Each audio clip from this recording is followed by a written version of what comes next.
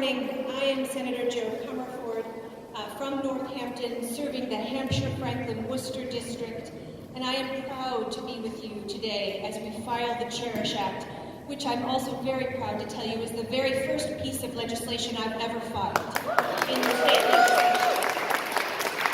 And when I filed it, I had the feeling, this kind of uplifting feeling, knowing that 15,000 educators were filing alongside of me today, and that I'm standing with amazing House colleagues, Representatives Paul, Mark, and Sean Garballey.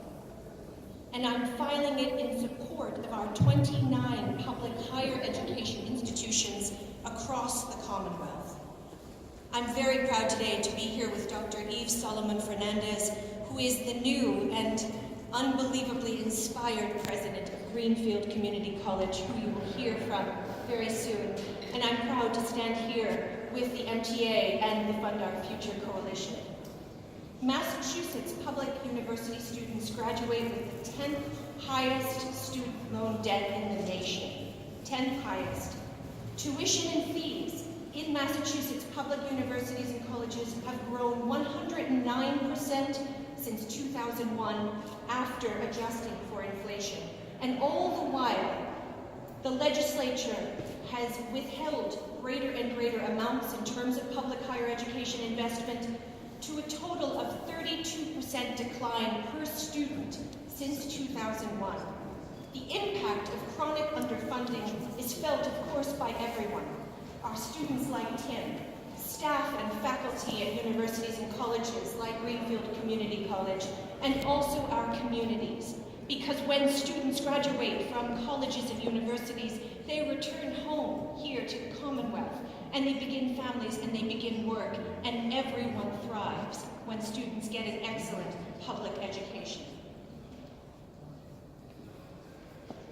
This bill, the Cherish Act, aptly named the Cherish Act, aims to restore higher education funding levels back to their proper place. And I'll just tell you 3 things that it does quickly, of some.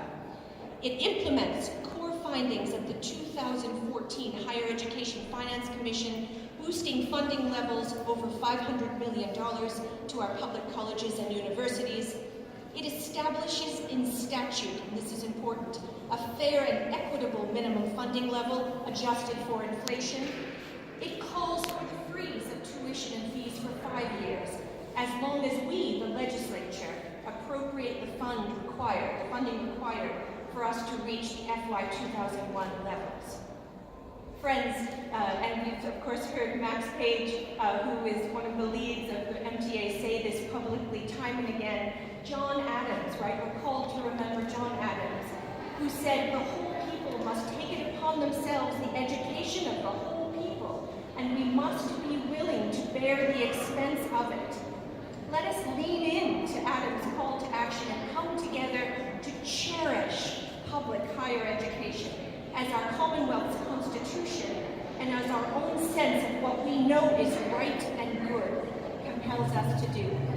Thank you so much, and now I'm really honored to bring up Paul Mark, who's been a great friend to me as I've come into the legislature and is helping to lead the Western Massachusetts delegation. We call him the Dean, Mr. Chairman.